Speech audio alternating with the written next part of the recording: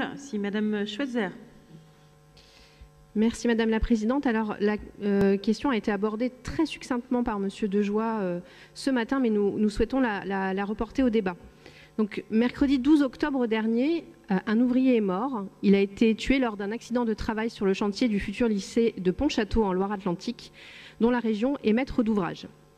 Cet ouvrier avait 41 ans, il était père de famille, il était salarié de la société DEC. Il est décédé après avoir été pris en étau entre le godet d'un engin de chantier et un mur. Le décès a été constaté sur place malgré l'intervention rapide du SAMU. Je veux présenter à la famille de cet homme nos plus sincères condoléances et je crois pouvoir le faire en notre nom à tous. L'inspection du travail a confirmé que le conducteur de l'engin n'était pas sous l'emprise d'alcool ou de drogue. Donc une enquête de gendarmerie est en cours. Vous avez indiqué, Madame la Présidente, que vous attendiez ces conclusions et le retour du CSE de l'entreprise et que vous nous tiendrez informés des conclusions. En 2019, pour rappel, 733 personnes sont mortes en France lors d'un accident du travail mortel. C'est 2 morts par jour, sans compter les accidents de trajet et les morts des suites de maladies professionnelles. La France fait figure du plus mauvais élève en Europe avec un ratio de 3,5 accidents mortels pour 100 000 salariés.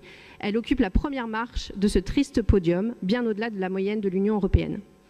Les reculs successifs des droits des salariés et de leurs représentants et la baisse des moyens de l'inspection du travail y sont pour beaucoup. Madame la Présidente, nous vous interrogeons. Quel soutien la région entend-elle porter à la famille de l'ouvrier décédé sur ce chantier ? La région a-t-elle, de son côté, engagé une démarche pour identifier d'éventuelles causes structurelles dans les règles de sécurité sur ce chantier?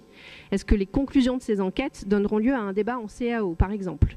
Et plus globalement, est-ce que vous pensez nécessaire d'évaluer et de renforcer les exigences de sécurité sur l'ensemble des chantiers dont la région est maître d'ouvrage, afin qu'à l'avenir, ce genre de drame n'arrive plus? Merci à vous.